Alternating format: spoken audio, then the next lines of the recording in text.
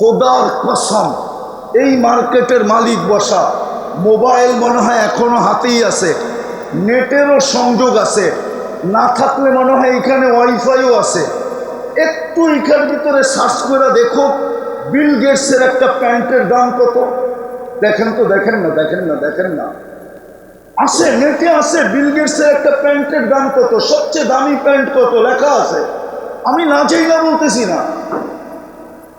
$300 উপরে পাবেন না, 300 টাকার উপরে। চ্যালেঞ্জ আপনার সাথে। কিন্তু বাংলাদেশে পাবেন যুবক বাপের হোটেলে বৈশা 2.5 লাখ টাকার মোবাইল চালায়, 3 লাখ টাকার মোবাইল চালায়, 12 লাখ টাকার বাইক চালাইতে চায়। মুসলমানের চেয়ে দামি ব্র্যান্ড কেউ ব্যবহার করে না। আমাকে বুঝাইতে হবে না, আমাকে বুঝাইতে হবে না। আমার জন্য গাজীপুর চৌরাস্তা যেরকম, দুনিয়ার উন্নত বিশ্ব এরকম। আলহামদুলিল্লাহ, আমি অহংকার করে বলতেছি না, আমার জন্য এরকমই, আমার জন্য এরকমই, বিশ্বাস করেন। হইতে পারে আমি গাজীপুর থেকে ফিরত যাওয়ার পথে গাড়ি বাড়ির দিকে না যায় এয়ারপোর্টের দিকে ঢুকে যাইব, আমি উঠে চলে যাব। আমাকে দুনিয়া বুঝাইতে হবে না, আমি দুনিয়া বুঝি। আবার এটাও বলতেছি আমি কিন্তু ব্যবসায়ী, এমন না খালি হুজুর। আমি দুনিয়ার সব ব্যবসা বুঝি। আমি কি ব্যবসা করি এটা বলবো না, যারা চিনে ওরা জানে আমি কি ব্যবসা করি। আমি শুধু হুজুর না, আমি খাজুরও লোভে। আমি দুনিয়া বুঝি, আমাকে বুঝাইতে হবে না। তারপরও মুসলমানের এই দুরবস্থা কেন? আমেরিকা, কানাডা, অস্ট্রেলিয়া, বিল গেটসের কোনো সন্তানের কোনো গাড়ি নাই, এন্টার গাড়ি 24 ক্যারেট সোনায় মুড়ানো। দুবাইয়ের যুবরাজের একাধিক গাড়ি আছে, এন্টার 24 ক্যারেট সোনায় মুড়ানো।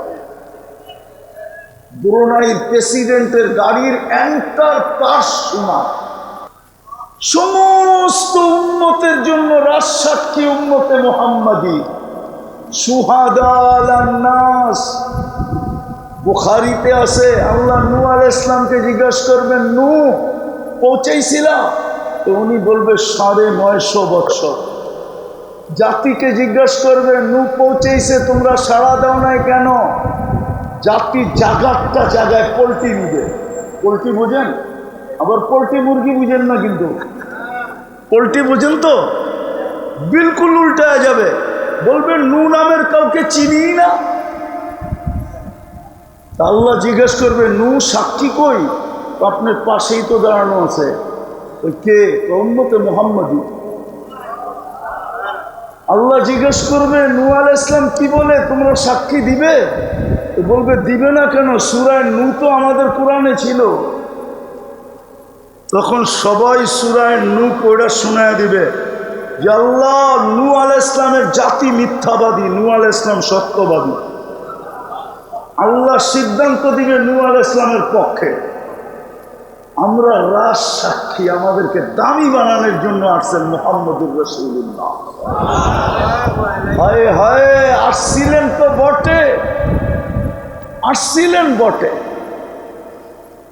দিতেও চাইছিলেন বটে, যে সমগ্র জান যখন খালি হাতে যে কি করবেন, সমগ্র জগতের ভান্ডারের চাবি দিয়া দিন। হায়, কেমন রসূল, কেমন রসূল, উম্মতের কেমন কান্ডারি। বলছে 60-70 বছর থাকবো, চাবি নিতে রাজি না। বলো কোলামা চাবি নিচে কিনে এনে। হাদিসের শব্দ তো হলো উতিতু মাফাতিহাস সামাওয়াতি ওয়াল আরদ। আমাকে দেওয়া হয়েছিল আকাশ জমিনের চাবি, চাবি তো নেন নাই। দ্বিতীয় অফার ছিল আল্লাহর, লাউ শিতা লাজআলতু জিবালাতা তিহামাতা যাহাবা। চাইলে মক্কার পাহাড়গুলোকে সোনা বানায় দিই। বলছে এটাও নিব না, যে আপনার জন্য আমার জন্য পেটে পাথর বাঁধছে। 3 মাসের পর মাস যার ঘরে চুলা জ্বলে নাই, দোজাহানের বাদশাহ, দোজাহানের বাদশাহ। আবু হুরায়রা রাদিয়াল্লাহু তাআলা আনহুর চোখের পানি বাহির হয়ে গেছে। বলছে তুসাল্লি জালিসান, বসে নামাজ পড়েন কেন? তো বলছে জু জু জু, খিদা খিদা খিদা। আবু হুরায়রা দাঁড়াইতে পারতেছি না, চোখ দিয়ে পানি চলে আসছে। আর বলছে আপনি খিদার কারণে দাঁড়াইতে পারতেছেন না, অথচ আপনি সৃষ্টির সর্দার, সৃষ্টির রাজা, কিয়ামতের মাঠের রাজা, কিয়ামতের বাদশাহ, আল্লাহর হাবিব। তো বলছে আবু হুরায়রা কাঁদিস না, ইন্না শিদ্দাতাল হিসাব লা ইউসিবুল জাই ইয়াউমাল কিয়ামা, কিয়ামতের কঠোরতা আমাদের পর্যন্ত আসবে না। যে আপনার জন্য পেটে পাথর, আপনি মুহাম্মদুর রাসূলুল্লাহ চিনেন না, যার ঘরে মাসের পরে মাস চুলা জ্বলে নাই, যে দুনিয়ার থেকে যাইতেছে ক্ষুধার্ত, কয়েক বেলার ক্ষুধার্ত, শুধু ক্ষুধার্ত না, 9 ফ্যামিলির ঘরে খাওয়া তো দূরের কথা, বাতি জ্বালানের তেল পর্যন্ত ছিল না। আম্মা জান আয়েশা রাদিয়াল্লাহু তাআলা আনহা বলতেছেন, যদি তেল থাকতো তাহলে খিদা নিবারণের জন্য পান করে আমি পান, এতটুকু ক্ষুধার্ত ছিলাম। আল্লাহ রসুলের লাশ পাহারা দেওয়ার জন্য, জাসাদে আথার পাহারা দেওয়ার জন্য প্রতিবেশীর ঘরের থেকে তেল ধার করে আনছে, প্রতিবেশীর ঘরের থেকে। ওই রসুল কেন এই কষ্ট সহ্য করলেন? 23 বছর কেন চোখের পানি জড়াইলেন? ও গাজীপুরের হুজুররা, গাজীপুরের মানুষ, আপনি আত্তাহিয়াতুর ভিতরে পড়েন কোত্থেকে ওয়া আলা ইবাদিল্লাহিস সালিহিন, এটা কি আল্লাহ বলছিল? বলেন। খোদার কসম, এই মার্কেটের মালিক বসা, মোবাইল মনে হয় এখনো হাতেই আছে, নেটেরও সংযোগ আছে, না থাকলে মনে হয় এখানে ওয়াইফাইও আছে। একটু এখান ভিতরে সার্চ করে দেখো বিল গেটসের একটা প্যান্টের দাম কত। দেখেন তো, দেখেন না, দেখেন না, দেখেন না, আছে, নেটে আছে, বিল গেটসের একটা প্যান্টের দাম কত, সবচেয়ে দামি প্যান্ট কত লেখা আছে। আমি না চাই না বলতেছি না, $300 উপরে পাবেন না, 300 টাকার উপরে। চ্যালেঞ্জ আপনার সাথে। কিন্তু বাংলাদেশে পাবেন যুবক বাপের হোটেলে বৈশা 2.5 লাখ টাকার মোবাইল চালায়, 3 লাখ টাকার মোবাইল চালায়, 12 লাখ টাকার বাইক চালাইতে চায়। মুসলমানের চেয়ে দামি ব্র্যান্ড কেউ ব্যবহার করে না। আমাকে বুঝাইতে হবে না, আমাকে বুঝাইতে হবে না। আমার জন্য গাজীপুর চৌরাস্তা যেরকম, দুনিয়ার উন্নত বিশ্ব এরকম। আলহামদুলিল্লাহ, আমি অহংকার করে বলতেছি না, আমার জন্য এরকমই, আমার জন্য এরকমই, বিশ্বাস করেন। হইতে পারে আমি গাজীপুর থেকে ফিরত যাওয়ার পথে গাড়ি বাড়ির দিকে না যায় এয়ারপোর্টের দিকে ঢুকে যাইব, আমি উঠে চলে যাব। আমাকে দুনিয়া বুঝাইতে হবে না, আমি দুনিয়া বুঝি। আবার এটাও বলতেছি আমি কিন্তু ব্যবসায়ী, এমন না খালি হুজুর, আমি দুনিয়ার সব ব্যবসা বুঝি। আমি কি ব্যবসা করি এটা বলবো না, যারা চিনে ওরা জানে আমি কি ব্যবসা করি। আমি শুধু হুজুর না, আমি খাজুরও লোভে। আমি দুনিয়া বুঝি, আমাকে বুঝাইতে হবে না। তারপরও মুসলমানের এই দুরবস্থা কেন? আমেরিকা, কানাডা, অস্ট্রেলিয়া, বিল গেটসের কোনো সন্তানের কোনো গাড়ি নাই, এন্টার গাড়ি 24 ক্যারেট সোনায় মুড়ানো। দুবাইয়ের যুবরাজের একাধিক গাড়ি আছে, এন্টার 24 ক্যারেট সোনায় মুড়ানো। ব্রুনাইয়ের প্রেসিডেন্টের গাড়ির এন্টার পাশ সোনা। আজকে মুসলমানের এই দুরবস্থা কেন? মুসলমান ঘৃণার পাত্র কেন? অবহেলার পাত্র কেন? দীক্ষিতর পাত্র কেন? সবকিছু আমাদের কন্ট্রোলে থাকা সত্ত্বেও আমি তো বলি মুসলিম 60 দেশের কর্ণদারদের যদি বুদ্ধি আল্লাহ খুলে দেয়, ওরা যদি এক হয়, সারা দুনিয়াকে তালা লাগাইতে 1 ঘন্টা লাগে। 1 ঘন্টা, 1 ঘন্টায় সারা দুনিয়াকে তালা লাগাই দিতে পারে। নাইলে বলেন, করোনার সময় সারা দুনিয়া তো চিৎকার দিল বাংলাদেশের মতো বিপর্যয় কোথাও হবে না, কিন্তু বাংলাদেশে তো কোনো বিপর্যয় হইল না। সবচেয়ে কম বিপর্যয় সারা দুনিয়ায় যেই দেশটায় ছিল 1 নম্বরে, ওটা বাংলাদেশ। WHO-তে যে দেখা আসেন বাংলাদেশের নামটা কয় নম্বরে? 1 নম্বরে তো আমেরিকা না, 1 নম্বরে তো কানাডা না, 1 নম্বরে তো অস্ট্রেলিয়া না, 1 নম্বরে তো ইউরোপ না, 1 নম্বরে তো নামটা বাংলাদেশের। দ্বিতীয়, করোনার রোগীদের, করোনায় যারা মারা গেছে ওদের এত সুন্দরভাবে দাফন দুনিয়ার কোনো দেশে হয় নাই। বাংলাদেশে করোনায় যত রোগী মারা গেছে সবগুলা কবরে গেছে আলেমদের হাতে অথবা তোলাবাদের হাতে।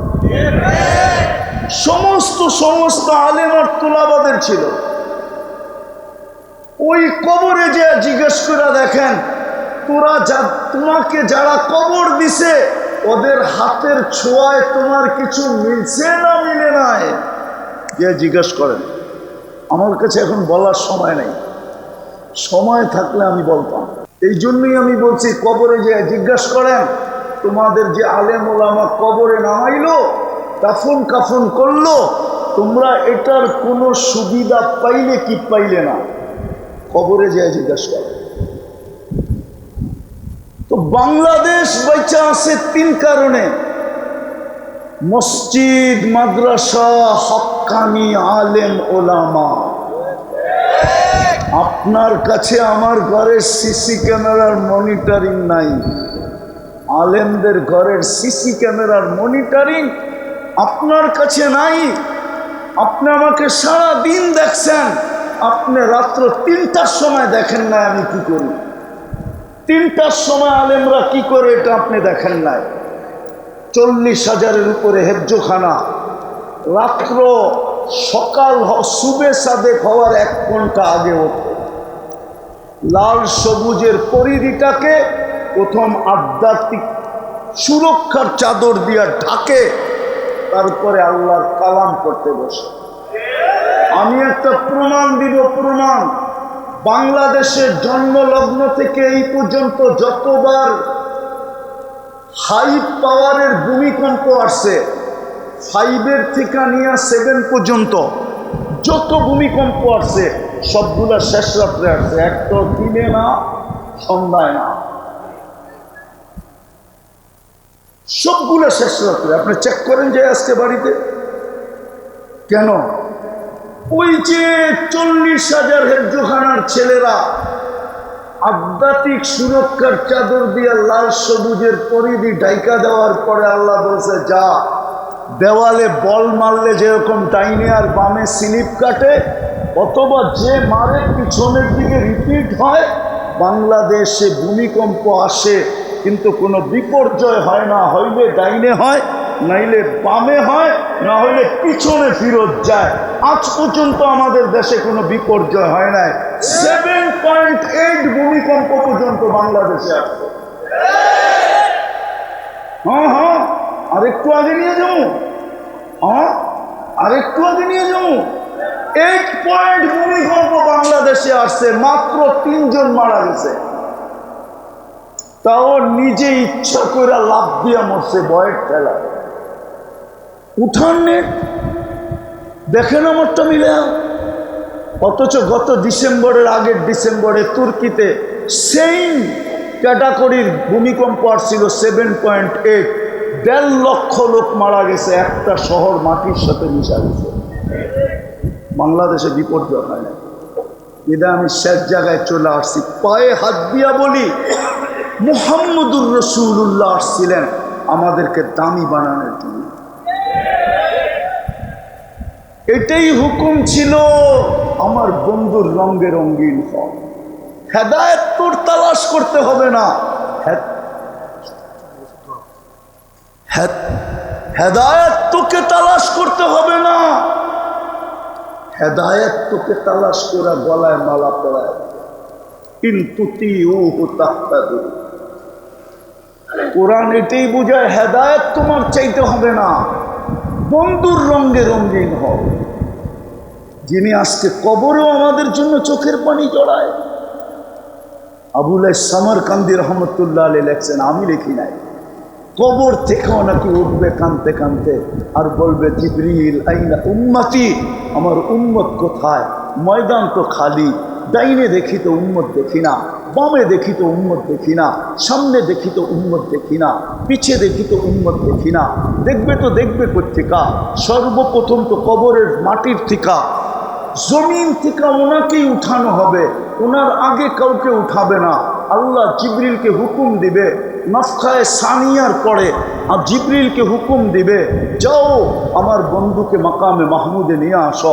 জিবরিল আলাইহিস সালাম আসবে, রওজায়ে আতহারে পর মারবে আর বলবে, কুমিয়া হাবিবুর রহমান, আল্লাহর বন্ধু উঠেন। কিন্তু উঠবে, চোখে থাকবে পানি, মুখে থাকবে চিৎকার, জিবরিল উম্মত কোথায়? আজকে ওই উম্মত নবীর আদর্শ চিনে না, কি পায়ে হারায় গেলেন। এই সামান্য দুনিয়া হারায় দিলেন, আর ছেড়ে দিলেন আখিরাত, হারায় দিলেন জান্নাত, হারায় দিলেন নবীর আদর্শ। হায়, আমি তো আমার সমাজ দেখি আর একা একা কাঁদি, যে সামান্য একটা ইউনিয়ন পরিষদের চেয়ার পাওয়ার জন্য আমার সমাজের মানুষগুলা জান দিতে রাজি, জান নিতে রাজি, স্ত্রীকে বিধবা করতে রাজি, সন্তানদেরকে এতিম করতে রাজি। কিন্তু কিয়ামতের দিন তো আমাদের নবীজি মাকামে মাহমুদ পাবে। ওলামা বলুক বসে দেখবে কিনা? এখানে তো তাকাসুস আছে, বলুক বসে দেখবে কিনা? বসবে না তো, চেয়ারের হাতের উপরে হাত রেখা, হাতলের উপরে হাত রেখা দাঁড়ায় থাকবেন, আল্লাহ বলবে বসেন। অথচ দুটা চেয়ারই আল্লাহ কুদরত দিয়ে বানাইছিলেন, একটা নিজের জন্য, একটা বন্ধুর জন্য। একটার নাম কুরসি, একটার নাম মাকামে মাহমুদ। ফাতাহাজ্জাত বিহি নাফিলাতান লাক আসা আইয়াবাসা রাব্বুকা মাকামান মাহমুদা। হায় হায় হায়, বলবে বসবেন না কেন? বলবে যে তিন জায়গায় ছুটবে, ও বসে তো বসে কি কইরা? ওলামাদের পায়ে হাত দিয়া জিজ্ঞাসা করি, তিন জায়গায় ছুটবে তো ছুটবে কার জন্য? হাসানের জন্য, হোসাইনের জন্য, ফাতেমার জন্য, আলীর জন্য, নিজের ফ্যামিলির জন্য, কুরাইশের জন্য, না চাচার জন্য, না মার জন্য, না বাবার জন্য, না মক্কাবাসীর জন্য? কার জন্য দৌড়াবে? হাসান হোসাইনের জন্য তো দৌড়াবে না। অথচ কলিজার টুকরা তো ছিল, কি ছিল? কলিজা, চোখের মনি। আল্লাহর রসুলের দুনিয়াই তো এইটাই ছিল, হাসান হোসাইন আর আলী রাদিয়াল্লাহু তাআলা আনহুর মেয়ে উম্মে কুলসুম। তিনটাই তো ওনার দুনিয়া ছিল, আর তো কিছু ছিল না। হায় হায় হায়, ওই হাসান হোসাইন নানাকে এসে জিজ্ঞাসা করতেছে, নানা আপনি উত্তম না আমরা উত্তম? তো নানা তো সাদা সিধা জবাব দিছে, আমি উত্তম। ঠিক না? নবীজি উম্মত উত্তম না? তো দুইজনে হাইসা দিছে। হাসলা কেন?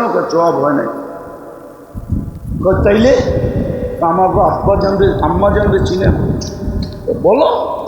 আম্মার পরিচয় দিয়ে বলছে, উম্মুকা আমামা আম্মিনা উম্মিনা লাইসা বিশাই। আমাদের আম্মা জানের সামনে আপনার আম্মা কিছুই না। আমাদের আব্বা জানকে চিনেন? বলো। বইলা বলছে, আবুকা আমামা আবিনা লাইসা বিশাই। আমাদের আব্বা জানের সামনে আপনার আব্বা কিছুই না। আমগো নানা জানরে চিনেন? চিনেন চিনেন। তো বলছে বলো। তো নানা জানের পরিচয় দিয়ে বলতেছে, জাদ্দুকা আমামা জাদ্দিনা লাইসা বিশাই লাইসা বিশাই। আমাদের নানা জানের সামনে আপনার নানা কিছুই না, কিছুই না, কিছুই না। আল্লাহর রসুল উঠে চুমা দিয়া বলতেছে, মেনা নিলাম, তোমরাই এদিক দিয়ে উঠতেন। তুমগো মা সাইয়্যিদাতু নিসাই আহলিল জান্নাহ। আমার মা তো আর সাইয়্যিদাতু নিসাই আহলিল জান্নাহ না। তোমাদের বাপ তো আলিউল মুর্তাজা, আমার বাপ তো আব্দুল্লাহ। তোমাদের নানা জান তো দোজাহানের বাদশা। ওই হাসান হোসাইনের জন্য চোখের পানি জড়াবে না। ওলামা বলুক ১৬ লক্ষ নবী পর্যন্ত নাফসি নাফসি করবে না, মাকে চাবে না, পরিবার চাবে না, সন্তান চাবে। ফেরেশতা পর্যন্ত সাল্লিম সাল্লিম করবে, আল্লাহ বাঁচা। পরিস্থিতি বড় ভয়াবহ। জিবরিল পর্যন্ত মাটিতে পড়বে আর বলবে রব্বি সাল্লিম সাল্লিম, আল্লাহ বাঁচান। দুচোখের হুঙ্কার শুনে জিবরিল পর্যন্ত কেঁপে উঠবে। কিন্তু এক ব্যক্তি যে কাঁপবে না, যার মুখে কোনো শব্দ থাকবে না, শুধু একটাই শব্দ থাকবে, রব্বি উম্মতি উম্মতি উম্মতি উম্মতি। রব আমার উম্মত, রব আমার উম্মত, আমার উম্মত, আমার উম্মত। যে উন্নতি উন্নতি বলে চিৎকার দিকে ৩ জায়গায় ছুটবে, চেরে বৈশা দেখবে না। হাউজে কাউসারে ছুটবে, পিপাসিত উম্মতকে পানি পান করাবে। মিজানে ছুটবে, পাল্লা সামনে না ঝুঁকলে হাত উঠায় দিয়ে দাঁড়ায় থাকবে। আমা কুলতালি সাল তোতা, আমা কুলতালি শফি তুষফা, আমা কুলতালি সৌফা ইউতিকা রাব্বুকা ফাতারদা, আমা কুলতালা ইউখজিকা ফি উম্মতিক। আপনি কি এটা বলেন নাই যে আমি চাইলে দিবেন? আল্লাহ তো সামনে ঝুঁকে না। ওই উম্মত আজকে নবী ছেড়া দিছে। যুবক, তোর পায়ে হাত দিয়া বলি, এত বড় হিতাকাঙ্ক্ষী নবীকে ছাড়লি কি করে? নারী নবী ছাড়লো কি করে এত বড় হিতাকাঙ্ক্ষীকে, যে কিয়ামতের মাঠে চিৎকার দিবে? অথচ ফেরেশতা পর্যন্ত জমিনে পড়বে আর বলবে সাল্লিম সাল্লিম। হায়, আমি পারতেছি না আমার জাতিকে বুঝাইতে। শুক্রবারের রাত্র একটু দোয়া করে দেন, আমিন বইলা দেন যে আল্লাহ আমাকে এরকম কিছু দেখ, আমি আমার জাতিকে নবী বুঝাইতে পারি, চিনাইতে পারি। বলেন না আমিন। আল্লাহ চিনাইতে পারি। হায় হায়, না আল্লাহ চিনলাম না, নবী চিনলাম না, জান্নাত চিনলাম, কি পায়ে হারায় গেল। কোরআন তো এটাই চিৎকার দেয় এই বাজারে সারাদিন, আরাদিতুম বিল হায়াতিদ দুনিয়া, আরাদিতুম বিল হায়াতিদ দুনিয়া। এই সামান্য দুনিয়া পাইতাম যদি নিউ ইয়র্কের মতো, তাইলেও তো মনকে বুঝাইতাম। রাগ হয় না, রাগ হয় না। দুনিয়ার কিছুই তো পাইলাম না। কি পাইলাম? দুনিয়া কি পায়া হারায় গেলাম, কি পায়া ভুলা গেলাম আল্লাহ আল্লাহ রসুল, কি পায়া ভুলা গেলাম জান্নাত। কয়দিন চলবে? সূর্য তো এখনো তো মাটি বলতেছে, তামশি আলা যাহরি মাসিরুকা ফি বাতনি। হতে পারে একটু পরেই তুমি আমার পেটে আসবে। আজকে সূর্য তো বলতে বলতে ডুবছে, লা নাউদ ফি হায়াতিকা আবাদা। হতে পারে কাল সকালে কেউ আমাকে উঠতে দেখবে না। আল্লাহ তো এটাই ইঙ্গিত দিছে, লাউ আমারতুল আরদা লাত্তালাআতকা ফি বাতনিহা। আমি জমিনকে হুকুম দিতে দেরি, তোমাকে পেটে নিতে দেরি হবে না। খোদার কসম, এই চৌরাস্তা আল্লাহ বদদুয়া করতেছি না, আল্লাহ না করুক না করুক না করুক। যদি একটা বহুমাত্রায় ভূমিকম্প আসে আর মাটির সাথে মিশা যায়, এখানে কোনো উদ্ধার অভিযানও চলবে না, শুধু পাউডার ছিটায় দিতে হবে। গাড়ি ঢুকার মতো কয়টা গলি আছে, আপনাকে যে উদ্ধার করবে? পুরান ঢাকায় উদ্ধার করবে কিভাবে? আল্লাহ তো বলে জমিনকে আমি হুকুম দিতে দেরি, তোকে পেটে নিতে দেরি করবে না। আরেকটা শুনবেন মজার খবর, জমিন প্রতিদিন বলে আলা কুল্লা ইয়াউমিন ওয়াল আরদু তাস্তাআযিনু রাব্বা। জমিন ডেলি বলে আল্লাহ অনুমতি দেন না আমি মানুষকে আমার পেটে নিয়ে আনি, আমি আবতালা ইবনা আদম ফি বাতনি। মানুষকে পেটে নিয়ে আনি কেন? ওই আমি যেটা প্রথমে বলছি ওইটাই বলে, ইয়াতুল রিজকা কায়াসি, সব তোর বক্ষণ করে, সব তোমারটা ব্যবহার করে। তুমি 24 ঘন্টা ওদেরকে রক্ষণাবেক্ষণ করো, তারপরেও তোমাকে মানে না। আমি কতদিন সহ্য করব?